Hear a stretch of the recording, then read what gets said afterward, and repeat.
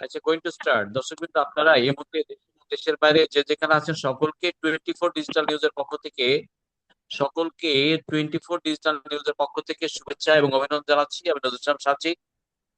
বিশেষ করে তোমাকে যা বলার তা কি বলেছো। বাংলাদেশ বাংলাদেশ যতদিন থাকবে ততদিন politics democracy of the people, by the people and the for the people. ইংরেজিতে একটা কথা আছে, আব্রাহাম লিঙ্কনের সে বিখ্যাত উক্তি, democracy of the people, for the people and by the people. সেই জায়গা থেকে গত 2 দিন ধরে এইচএসসি পরীক্ষার্থীরা আপনার পরীক্ষা দিচ্ছে, একটা শিফটে পরীক্ষা দিচ্ছে, আর একটা শিফটে মাঠে এসে শশা জেলায়, ঢাকা শহর সহ বিভাগীয় শহর জেলাতে এসে তারা তুমি কে আমি কে ফার্মের মুরগি দ্বিতীয় তল পাশাপাশি শিক্ষামন্ত্রী পদত্যাগ চাচ্ছেন। কিন্তু শিক্ষার্থীদের মৌলিক যে দাবি ছিল, আপনার 3টা দাবি। প্রথমে তাদের পরীক্ষা পরশু দিনের গত কালকের পরীক্ষা শিডিউল চেঞ্জ করা, সেটা। দ্বিতীয় হলো পদার্থ বিজ্ঞানের 2টো প্রশ্নের আপনার বা প্রশ্ন নিয়ে তাদের দাবি ছিল সিলেবাসের বাইরে প্রশ্ন। তা মূল 2টো দাবি সরকার মেনে নিয়েছে এবং অলরেডি পরীক্ষা শিডিউল চেঞ্জ মানে করার দিকে যাচ্ছে সরকার। আপনার যে সিলেবাসের ব্যাপারে যে দাবি ছিল প্রশ্ন, সেই প্রশ্নের ব্যাপারে সরকার সমাধান দিয়েছে। এখন এরপরে যেহেতু সরকার দাবি মেনে নিয়েছে, এই যৌক্তিকতায় শিক্ষার্থীদেরকে এখন পড়ার টেবিলে এবং এক্সামের দিকে অ্যাটেনশন দেওয়া, এটা এটাকে এই সময়ে বাস্তবতা দাবি করছে অ্যাডভোকেট মোহাম্মদ জাহিদুল ইসলাম, আন্তর্জাতিক মানবাধিকার সাংবাদিক সমিতির সেক্রেটারি, সংস্থার সেক্রেটারি। শিক্ষার্থীদের এই হঠাৎ করে পরীক্ষা, একদিকে পরীক্ষা হলে থাকা আবার মাঠে আসা, মাঠের দাবি তো সরকার বলছেন আমরা মেনে নিচ্ছি এবং এটা সমাধানের দিকে যাচ্ছি।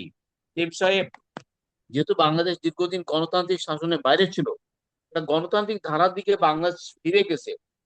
এই জায়গাতে গণতান্ত্রিক ধারা ফিরে থাকা পাশাপাশি শিক্ষার্থীরাও দীর্ঘদিন প্রকৃত শিক্ষার থেকে, যথার্থ শিক্ষার থেকে দূরে ছিল। তার শিক্ষাকে তলানিতে ঠেলে দেওয়া হয়েছিল, সেই জায়গা থেকে উত্তরণ ঘটানোর জন্য সরকার নানান পদক্ষেপ নিয়েছেন, সংস্কারের দিকে যাচ্ছেন। তো শিক্ষার্থীদের এই হঠাৎ করে ক্লাস এবং পরীক্ষার বাইরের আন্দোলন আপনি কিভাবে দেখছেন? পাশাপাশি 16টি জেলায় বন্যা চলছে, আজকে সাগরে নিম্ন চাপের পূর্বাভাস দিয়েছে। ওই আবহাওয়া এবং বন্যার্তদের পাশে যেসব জেলা চিটাগং বান্দরবান ক্ষতিগ্রস্ত হয়েছে, ক্ষতিগ্রস্তদের মাঝে ত্রাণ বিতরণের কার্যক্রম জোরালোভাবে করা কি উচিত? অ্যাডভোকেট জাহিদুল ইসলাম। বিসমিল্লাহির রহমানির রহিম। আজকের এই প্রোগ্রামে যে যেখান থেকে যুক্ত হয়েছেন সকলকে আন্তর্জাতিক মানবাধিকার সাংবাদিক সংস্থার পক্ষ থেকে জানাই শুভেচ্ছা অভিনন্দন। রাষ্ট্রীয় যে সমসাময়িক বিষয় নিয়ে নজরুল ইসলাম সাচী সাহেব যে আলোচনা আসছেন, এ ধরনের আলোচনা এবং সমালোচনার মধ্য দিয়ে দেশের অবকাঠামো এবং গণতন্ত্রকে পুনরুদ্ধার করা সম্ভব। আমরা যদিও 1969-এ বাংলাদেশ স্বাধীনতা হওয়ার পরও কিন্তু বাংলাদেশের জনগণ, বাংলার মানুষ স্বাধীনতার স্বাদ গ্রহণ করতে পারেনি। তারা বাক স্বাধীনতায় রয়ে গেছে। সেই প্রেক্ষাপট বাদ দিয়ে সমসাময়িক বিষয় কন্টিনিউ করেন। যে বিষয়টা বলা হচ্ছেন যে এইচএসসি পরীক্ষা, এইচএসসি পরীক্ষার ভিতরে দুটো ছাত্ররা যে আন্দোলন সংগ্রাম করেছেন, এটা যেমনি অযৌক্তিক তেমনি একটা জায়গায় যৌক্তিক ছিল। অর্থাৎ মাননীয় শিক্ষামন্ত্রী অতীতের অনেক ভালো মানের এবং বর্তমানেও শিক্ষামন্ত্রীর ভালো সুনাম বয়ে যাচ্ছিল। তার ভিতর থেকেও সে যে শব্দ চয়নটা করেছিলেন ফার্মের মুরগির মতো, আজকালের বাচ্চারা এমন হয়েছেন, এটা হয়তোবা স্লিপ অফ টার্ন বা তার কোনো ভুল হতে পারে এবং সেটার জন্য সে গতকালকে সংসদে ক্ষমা চেয়েছেন। এরপরে আর ছাত্ররা এই বিষয়টা অন্তত আন্দোলন সংগ্রাম করা ঠিক না। এক, 2 নম্বরে হচ্ছেন একটি বন্যা বেশি হয়, কিছু সেন্টারে পানি থাকা সত্ত্বেও যে পরীক্ষাটা নিয়েছে, ওই দিন রাষ্ট্রীয় সমসাময়িক বিষয়ে ওই দিনের পরীক্ষাটা স্থগিত করা সময়ের দাবি ছিল এবং প্রয়োজন ছিল।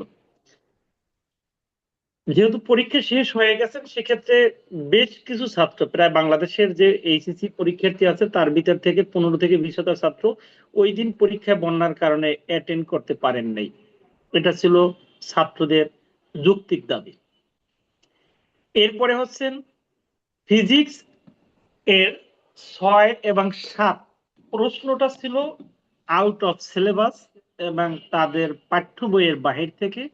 এটাও ছিল তাদের যৌক্তিক দাবি।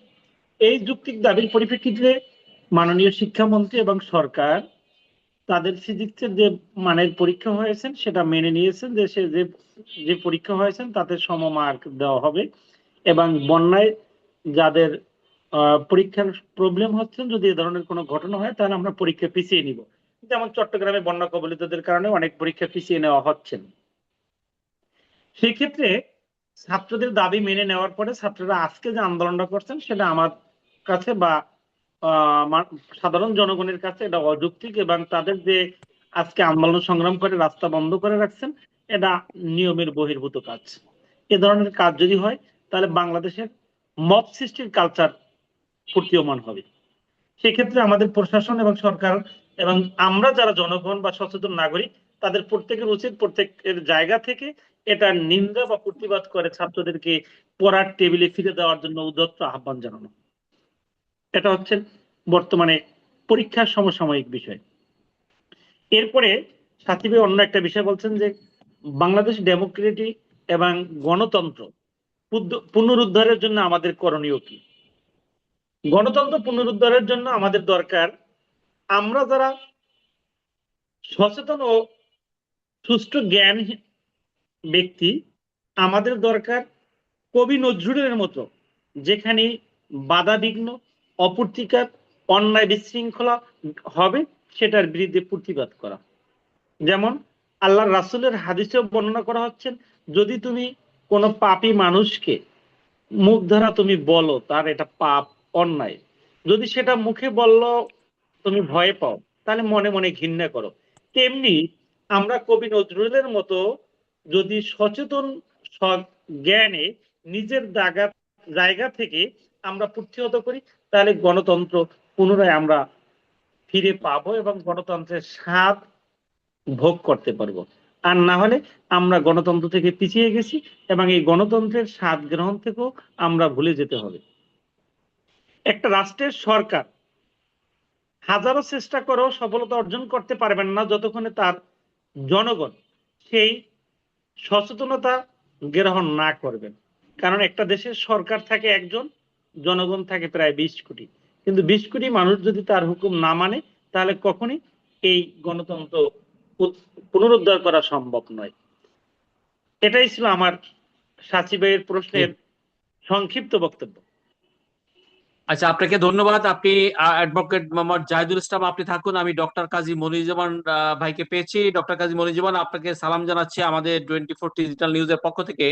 ডক্টর কাজী মনিরুজ্জামান ভাই, শুনতে পাচ্ছেন? ডক্টর কাজী মনিরুজ্জামান ভাই, ভিডিওটা ক্লিয়ার করে নিন। হ্যাঁ, ডক্টর কাজী শুনতে পাচ্ছি, মনিরুজ্জামান ভাই, বলেন। আজকে বাংলাদেশ দেখেন, বাংলাদেশটাকে 17 বছর বাংলাদেশের গণতন্ত্র, বাংলাদেশের শিক্ষা, বাংলাদেশের অর্থনীতি, সংস্কৃতি সবই তো ডিস্ট্রয় করে দেওয়া হয়েছিল জাতীয় আন্তর্জাতিক ষড়যন্ত্রে। শিক্ষার্থীদের এই যে এইচএসসি পরীক্ষা শুরু হলো, আপনার আহ, হতে পারে 19 থেকে 20। প্রথমত ওয়েদার কারণে 16টা জেলায় বন্যা, বন্যার কারণে আপনার গত কালকের একটা পরীক্ষা নিয়ে একটা জটিলতা দেখা দিয়েছে।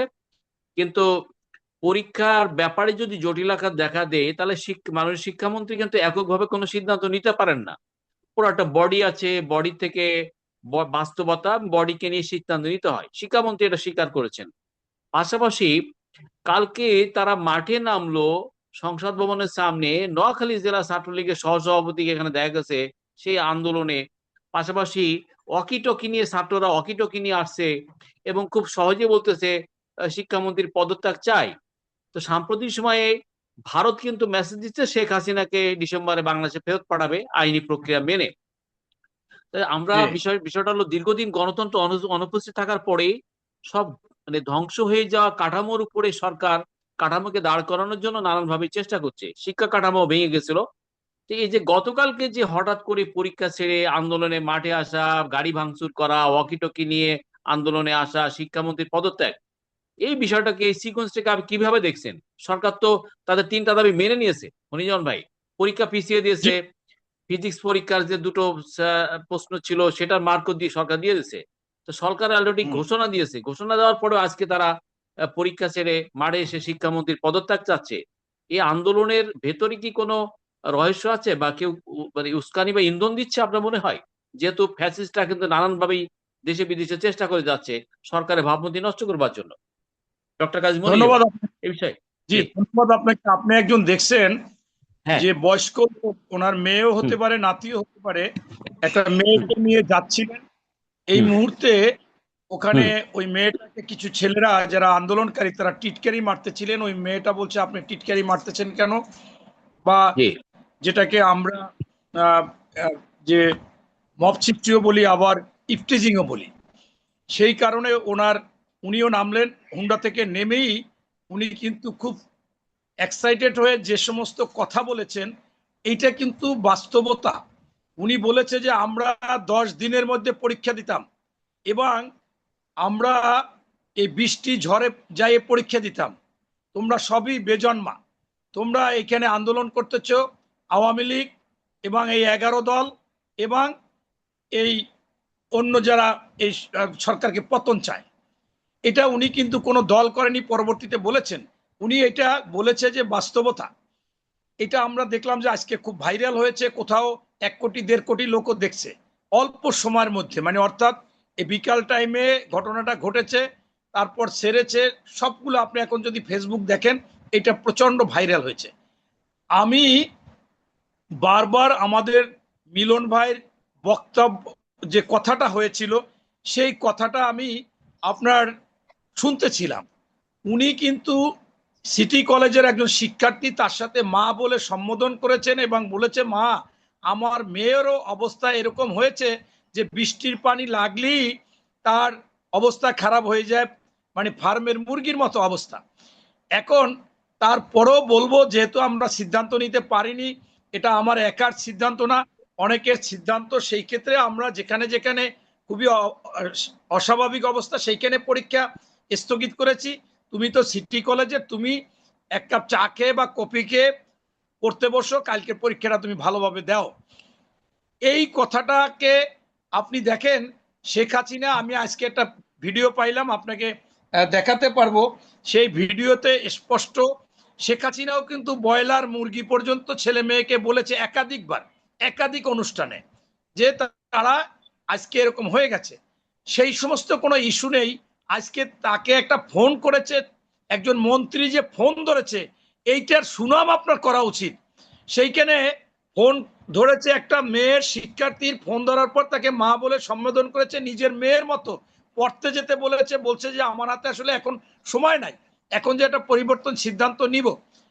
তারপরে উনি ক্ষমা চেয়েছে এবং তিনি বলেছে যে আমার কাছেও খারাপ লেগেছে, কুমিল্লা একটা স্কুলে মাঠে পানি উঠেছে, আমি তারপর রাগারাগি করেছি কিভাবে তাদের পরীক্ষা দেওয়াবো।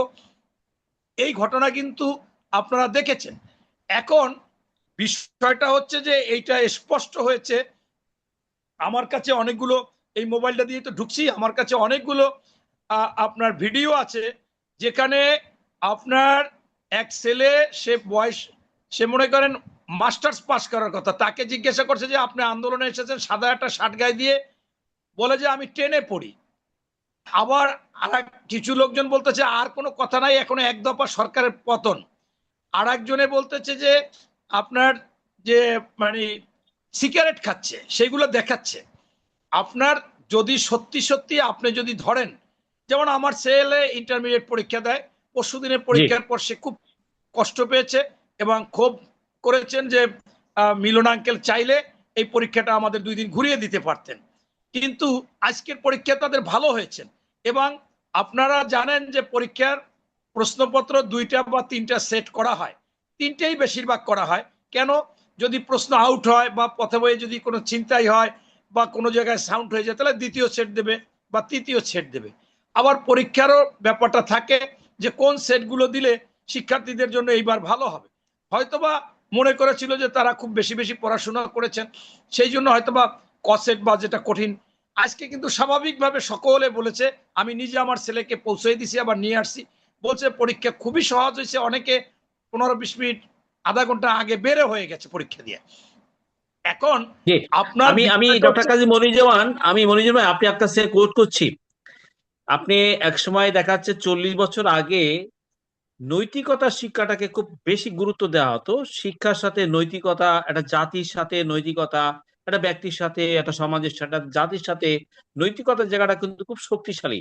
যে পৃথিবীতে যে জাতি বা সম্প্রদায় নৈতিকতার জায়গাটা শক্ত, তার জ্ঞান, তার সংস্কৃতি জায়গাটা কিন্তু শক্ত। এই যে জেনারেশন নৈতিকতার ধৈর্যে নেমে গেছে, তারা এই জেনারেশন বড়দের প্রতি রেসপেক্ট রাখতে চায় না, রেসপেক্ট দেখাতে চায় না। এই জায়গাটা তো বড় ধরনের একটা ধস নেমে গেছে। এই জায়গা উত্তরণের তো একটা দীর্ঘ সময়ের ব্যাপার আছে। তারা অবশ্যই তারা তারা তারা মাননীয় শিক্ষামন্ত্রী বয়স 70-এর উপরে, 71 বোধহয়। তাদের বয়স 14-15 বছর। তারা একটা মন্ত্রী মন্ত্রী প্রধানমন্ত্রীর নাম ধরে মুখে যেভাবে আসে সেইভাবে তারা উচ্চারণ করে, সম্মানের সাথে না, সম্মানের বিপরীত ধারায়। এই জেনারেশনে নৈতিকতার জায়গা থেকে উত্তরণ ঘটানোর জন্য তো এই ক্ষেত্রেও শিক্ষার ক্ষেত্রে সংস্কার জরুরি প্রয়োজন। বলুন। এটা অত্যন্ত গুরুত্বপূর্ণ কথা বলেছেন। আমি আজকে কমপক্ষে ছোট ছোট 3টা ফর্মে নৈতিক শিক্ষার কথা বলেছি। একটা ছিল হ্যাঁ, গাড়ি ড্রাইভাররা, মোটামুটি বয়স, তাদের সাথে আমি আইডিয়া শেয়ার করেছি। একটা জায়গায় গিয়েছিলাম ওই যে আমার ছেলেকে আনতে, তখন আমি তাদের সাথে প্রায় 15-20 জন আমাকে দেখে এগিয়ে আসছে, বলে আপনাকে তো টিভিতে দেখি, ফেসবুকে দেখি। পরে তাদের সাথে আমি আস্তে আস্তে কথা বললাম, বলতে বলতে ওনারা সিগারেট খাচ্ছিল, 2-4 জন আমাকে দেখে ফেলে দিল। আমি শুরুটা করেছিলাম এইভাবে যে অনেক সময় সিগারেট খাইলে তারা ভদ্রও হয়, আবার অনেক সময় ক্ষতিও হয়। তা বললো ভদ্র হয় কেমনে স্যার? আমি বললাম যে ভদ্র হয় এইভাবে যে একজনে সিগারেট খাইতে গিয়ে ফেলাই দিল, বললো দেখছো আমাকে দেখে সিগারেটটা ফেলাই দিচ্ছে, এই লোকটা খুব ভদ্র। আর একটা ব্যাপার হচ্ছে যে বাংলাদেশে একটা জিনিস আছে যেটা ফরমালিন মুক্ত, এটা হলো সিগারেট। কিন্তু এইটা যে ক্ষতিকর, এখানে কিন্তু আপনি অস্বীকার করতে পারবেন না। এইটা বইলে আমি শুরু করলাম। শুরু করার পর ওনারা প্রায় 15-20 জন ড্রাইভার, যেখানে আমার গাড়িটা রাখা হয়েছে, সবাই এসে গেছে। পরে বলে স্যার আপনাকে তো চিনি, এটা এটা অনেকেই সিগারেট ফেলাই দিছে আগে। এই জন্য আমি তাদেরকে বললাম যে আজকে দেখেন, আমি আমার ছেলেকে নিতে আসছি। আজকে ছেলে মেয়েরা যেগুলো করতেছে, অনেক জায়গায় তারা ধূমপান করতেছে, সিগারেট খাচ্ছে। এই সিগারেট থেকেই কিন্তু ইয়াবা বা অন্য অন্য বড় ধরনের মাদকে তারা আসক্ত হয়। এই যে আসক্তটা হয়, এই জন্য আমাদের উচিত যে এই সিগারেট ধূমপানটাই শুরু থেকেই আমরা যাতে বন্ধ করতে পারি। এখন আমাদের নীতি নৈতিকতা, মূল্যবোধ, সততা এবং এই জিনিসগুলো নেই, না থাকার কারণে আমরা কিন্তু বিভিন্ন জায়গায় ক্ষতিগ্রস্ত হচ্ছি। আমি বললাম যে আমি চেষ্টা করি আমার ছেলে একটা, মেয়ে একটা, দুইজনকেই আমি নৈতিক শিক্ষা দেওয়ার জন্য। এবং আমি দেখেছি যে আমি হোটেলে বইলে খাইতে নিয়ে আমার ছেলে মেয়েকে আমি বলি কি খাবা, বলে যে তুমি যা বলো। আমি যখন ঈদের সময় কেনাকাটা করতে যাই, বলি বাবা কি নেবা, মা কি নেবা, বলে যে তুমি যা আনো। এই যে বিষয়টা, এটাও তারা বুঝে যে বাবার সাধ্য মতো আনবে, আমার চাহিদা মতো না। হ্যাঁ, এখন এটাও একটা মূল্যবোধ।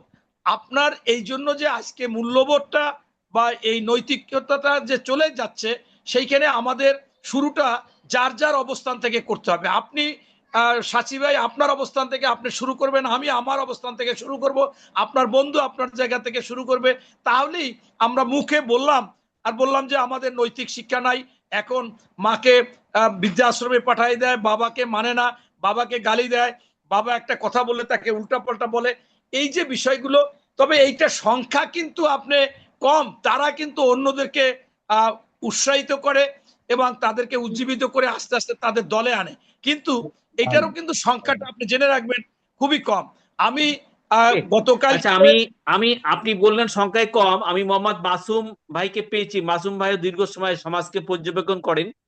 এই বন্যায় কৃষি সেক্টর বড় ক্ষতিগ্রস্ত হয়, এটা নিয়ে মাসুম ভাইকে আমি আজকে আমন্ত্রণ জানিয়েছি। মোহাম্মদ মাসুম ভাই আপনাকে সালাম শুভেচ্ছা জানাচ্ছি। পাশাপাশি কৃষি প্রধান দেশে কৃষি যেমন গুরুত্বপূর্ণ, শিক্ষা তেমন গুরুত্বপূর্ণ। আজ থেকে 4 দশক আগে বাংলাদেশের শিক্ষায় মাধ্যমিক পর্যায়ের আপনার নৈতিকতা শিক্ষার সাথে ধর্মীয় এবং সংস্কৃতি শিক্ষাটাকে যথেষ্ট গুরুত্ব দেওয়া হতো। কিন্তু মাঝে আপনার ডিজিটালাইজ হয়েছে শিক্ষা পদ্ধতি, নীতি চেঞ্জ হয়েছে। এই যে জেনারেশনের নৈতিক অধঃপতনটা চরম পর্যায়ে চলে গেছে, মোহাম্মদ মাসুম, এ বিষয়ে আপনি 1 থেকে 2 মিনিট কথা বলবেন। পাশাপাশি বন্যায় কৃষি সেক্টরের উপরে বড় ধরনের একটা অর্থনৈতিক নেতিবাচক প্রভাব পড়ে, সরকারও পদক্ষেপ নেই।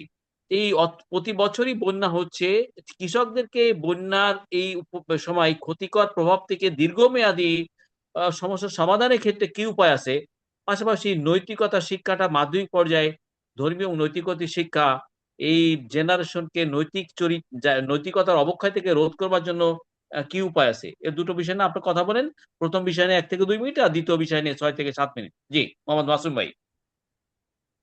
ধন্যবাদ জি নজরুল ভাইকে এবং আরো যারা প্যানেলে আছেন সবাইকে ধন্যবাদ। আসলে মানুষ নৈতিকতা শিখে তার পরিবারের কাছ থেকে।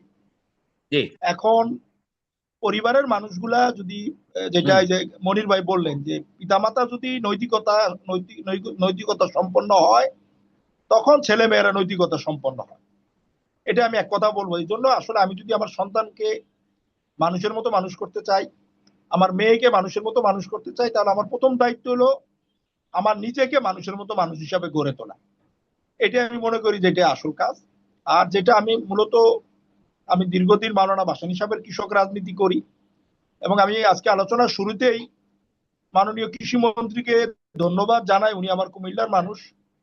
যে আমাদের দীর্ঘদিনের অনেকগুলো দাবি ছিল, তার মধ্যে মাননীয় কৃষি মন্ত্রী 2টা দাবি উনি পূরণ করেছেন। প্রথম হলো আমাদের দীর্ঘদিনের দাবি ছিল যে জাল যার জলা তার। এটা একসময় মনির ভাইরা ছাত্র অবস্থায় স্লোগান গুলা দিতেন। আমরা দীর্ঘদিন থেকে স্লোগান দিয়েছি জাল যার জলা তার। হাওর অঞ্চলে এবং জলাশয়ে যে আওয়ামী লীগের আমলে টাউট বাটপার এবং প্রভাবশালী লোকেরা যেভাবে ইজারা নেওয়ার নামে এগুলা দখল করেছিল, এবং ফলে যারা তৃণমূলের জেলে তাদের এই মাছ ধরার কোনো সুযোগ থাকতো না। এবং মাননীয় কৃষিমন্ত্রী এটা কিছুদিন আগে আমাদের টুকু ভাই প্রতিমন্ত্রী উনি ঘোষণা দিয়েছেন যে এখন থেকে জাল যার জলা তার। এই জলাশয়গুলোতে কোনো ধরনের ইজারা প্রথা বাতিল করেছেন, এটা একটা ধন্যবাদ। আরেকটা হলো আপনারা জানেন যে আমাদের প্রতি বছর প্রচুর শীতের সবজি, রসুন, পেঁয়াজ আপনার এগুলা নষ্ট হয়, এবং বাংলাদেশে আছে শুধু হচ্ছে আলুর হিমাগার।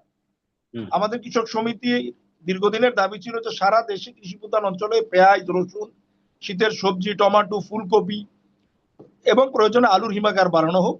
কিছুদিন আগে আমাদের কৃষিমন্ত্রী ঘোষণা দিয়েছেন যে সারা দেশে উনি ছোট ছোট সোলার ভিত্তিক, যেহেতু আমাদের গ্রাম অঞ্চলে বিদ্যুৎ তেমন থাকে না এবং বিদ্যুৎ কস্টলি, সেজন্য মাননীয় কৃষিমন্ত্রী ঘোষণা দিয়েছেন বিভিন্ন জেলা কৃষি প্রধান অঞ্চলে উনি বিভিন্ন ফসলের এই এই সোলার ভিত্তিক এই কোল্ড স্টোরেজ হিমাগার গুলা গড়ে তুলবেন। আমি ওনাকে ধন্যবাদ জানাই। আর সাথে সাথে এবার আপনারা জানেন যে অকাল বৃষ্টিতে আপনারা দেখেছেন যে ভারী বৃষ্টিতে হাওর অঞ্চল, যেটা আমাদের বোরো ধানের প্রধান উৎস, সেখানে ব্যাপক ক্ষতি হয়েছে, এবং আমরা সরকারের কাছে দাবি করেছিলাম তাদের দ্রুত ক্ষতিপূরণের ব্যবস্থা করা, এবং তারা এখানকার ভূমিহীন এবং ছোট কৃষকরা আপনার বিভিন্ন এনজিও, বিভিন্ন মহাজনের কাছ থেকে ঋণ নিয়ে তারা এই ধানগুলা লাগিয়েছিল। আশা ছিল ধান হলে ফসল বিক্রি করে তারা এই ঋণগুলা পরিশোধ করবে, কিন্তু এখন তাদের খুব করুণ অবস্থা। আমি সরকারের কাছে দাবি করি তাদের দ্রুত ঋণ মুক্ত করার ব্যবস্থা নেওয়া হোক। আর এই কিছুদিন এই যে 2-3 দিনের বৃষ্টিতে সারা দেশে বন্যায় আপনার আউশ ধান, বিভিন্ন ধানের বীজতলা, মাছ এবং গরু, ছাগল, মুরগি, বিভিন্ন পশু সম্পদ, প্রাণী সম্পদও নষ্ট হয়েছে। এবং আপনারা জানেন যে আমরা দীর্ঘদিন থেকে একটা আন্দোলন করছি যে শস্য বীমা, সরকারি উদ্যোগে ভূমিহীন এবং ছোট কৃষকদের যে ফসলগুলাকে বীমা করা হোক। এখন আমরা সরকারের কাছে দাবি করি যে শস্যের সাথে সাথে আপনার প্রাণী সম্পদ এবং মাছ, এই জিনিসগুলাকে সরকারি খরচে আপনার বীমা করার উদ্যোগ নেওয়া হোক। এবং একই সাথে আমরা চাচ্ছি সরকার খুব দ্রুত আপনার হাওরে অকাল বন্যা, ভারী বৃষ্টিপাতে ক্ষতিগ্রস্ত কৃষক এবং এই গত কয়েকদিনে বন্যায় যে ক্ষতিগ্রস্ত কৃষকদের দ্রুত তালিকা করে দ্রুত তাদেরকে আর্থিক ক্ষতিপূরণ দেওয়া হোক। আপনারা জানেন যে শহীদ রাষ্ট্রপতি জিয়াউর রহমান সাহেব যে 3টা অর্থনীতির পিলার দাঁড় করিয়েছিলেন, আপনার জনসম্পদ, রপ্তানি, কৃষি এবং তৈরি পোশাক।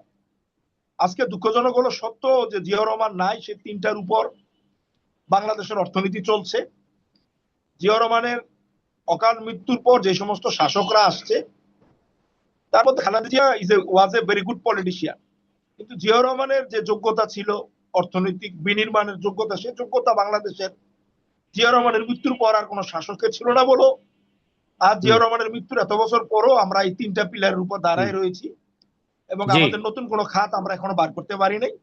এবং আমি মনে করি কৃষি, জিয়াউর রহমানের প্রথম অগ্রাধিকার ছিল কৃষি, এবং এই কৃষির উন্নয়নে এই সরকারকে কাজ করতে হবে। আজকে বাংলাদেশের কৃষক এবং কৃষি খাত খুব একটা ভালো অবস্থায় নেই, তারা নানা সংকটে যাচ্ছে।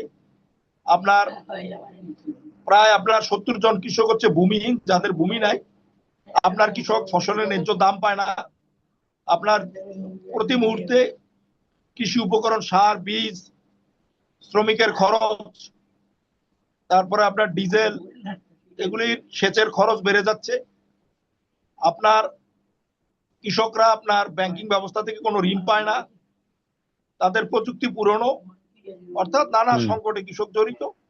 এবং আমি মনে করি সরকার যদি কৃষিখাতের সংকট সমাধান করতে পারে, তাহলে বাংলাদেশের অর্থনীতির 60% সমস্যার সমাধান হবে। যেহেতু আজকে সময় কম, আরেকদিন যদি শুধু কৃষি খাতের উন্নয়নে আলোচনা হয়, তখন আমরা বিস্তারিত বলতে পারবো। জি, কিন্তু মোহাম্মদ মাসুম, সরকার তো দেখেন মধ্যপ্রাচ্যের সংকটের কারণে জ্বালানি সংকটের প্রভাব তো পড়তেছে। সেক্ষেত্রে আপনি যেটা বললেন, সরকার তো সাবসিডি দিতে দিতে ক্লান্ত হয়ে গেছে, সাবসিডি আর কত টানবে? সেক্ষেত্রে সার বলেন, কীটনাশক বলেন, এর উপর তো সরকারের সাবসিডি দিয়ে যাচ্ছে, ভর্তুকি দিয়ে যাচ্ছে। না, এখানে সরকার আসলে অগ্রাধিকার ঠিক করতে হবে।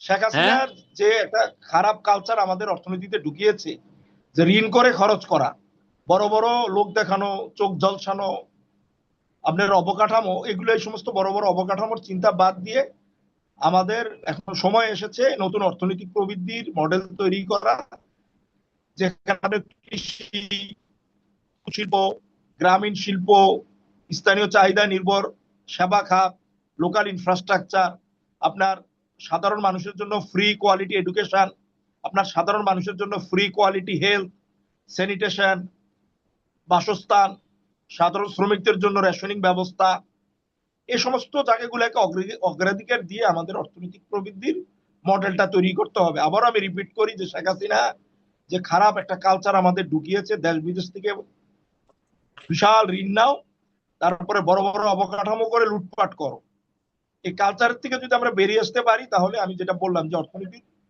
যে মূল খাতগুলা, কৃষি, আপনার শ্রম গণশিল্প, গ্রামীণ শিল্প, গ্রামীণ শহরের সেবা খাত, আপনার ফ্রি কোয়ালিটি এডুকেশন, হেলথ, বাসস্থান, এই জায়গাগুলোকে অগ্রাধিকার দেওয়া সম্ভব। এটা কঠিন কিছু না। আপনি বাজেটটা পুরো স্টাডি করেন, দেখেন প্রচুর আওয়ামী লীগের আমলের বস্তা বস্তা বড় বড় প্রকল্প, প্লাস এই সরকার কিছু প্রকল্প নিচ্ছে, এগুলাকে সম্পূর্ণ স্ক্র্যাপ করতে হবে। জি। এবং এই সেক্টরে সরকারের পদক্ষেপ বাস্তবায়নের ক্ষেত্রে মানে মধ্যস্বত্বভোগী, মিডল চেন, যেটা মানে আপনার মধ্যস্বত্বভোগী বা এই চেন, সাপ্লাই চেনের তো এখানে মানে এখানে নানান ধরনের অনিয়ম থাকে, দুর্নীতি থাকে। আমি ডক্টর কাজী মনিরুজ্জামান ভাই, আপনার কাছে আসছি। ডক্টর কাজী মনিরুজ্জামান ভাই, জি জি, বলেন ডক্টর বলেন। কাজী মনিরুজ্জামান ভাই, শুনতে পাচ্ছেন আমাকে? জি জি, বলেন বলেন। এই যে কৃষির, আপনার বিশেষ করে বন্যার সময় কৃষির উপরে বড় ধরনের ফসলের ক্ষতি হয়, গবাদি পশুর ক্ষতি হয়। 16টা জেলায় বন্যা। ভারতের সাথে অমীমাংসিত বিষয় তো আমাদের রয়ে গেল। তিস্তার সমস্যার সমাধান হচ্ছে না, পদ্মার সমস্যার সমাধান হচ্ছে না। 54টা নদীর উপরে যে ওভারফ্লোটা হয়, সেটা বাংলাদেশের উপর পড়ছে। তা প্রতি বছরই তো আমরা ব্যাপক ভিত্তিতে কৃষির উপর ক্ষতি হচ্ছে, গবাদি পশুর উপর ক্ষতি হচ্ছে। এবং পাশাপাশি দেখেন মধ্যপ্রাচ্য যুদ্ধ।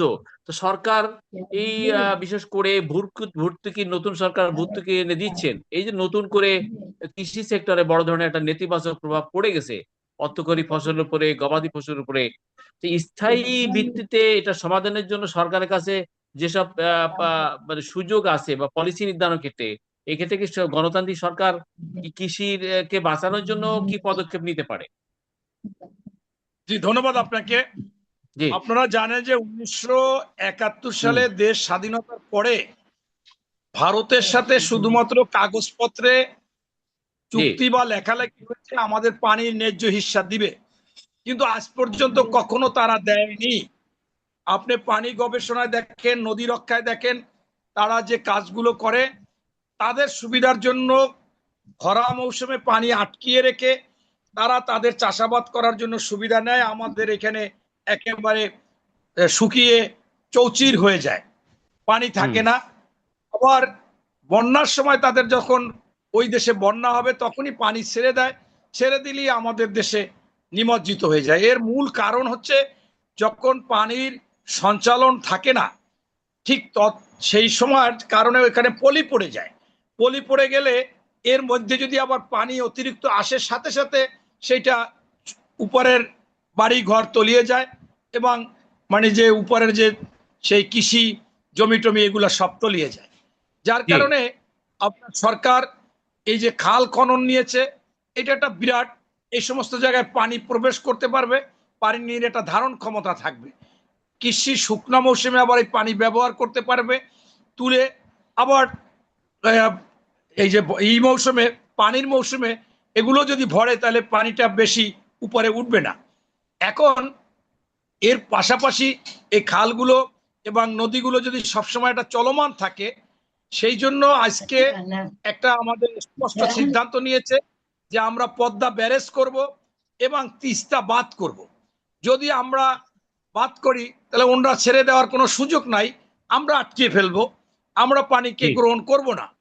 আবার এই কারণেই আজকে মনে করেন এটা সিদ্ধান্ত নিয়েছেন, সেই সিদ্ধান্তে যদি ওনরা আমাদের সাথে চুক্তি করে আমাদের ন্যায্য হিস্সা দেয় তাহলে আমরা ওনাদের সাথে সেই সমঝোতার মাধ্যমে 12 মাসও আমাদের এগুলো ওপেন থাকতে পারে।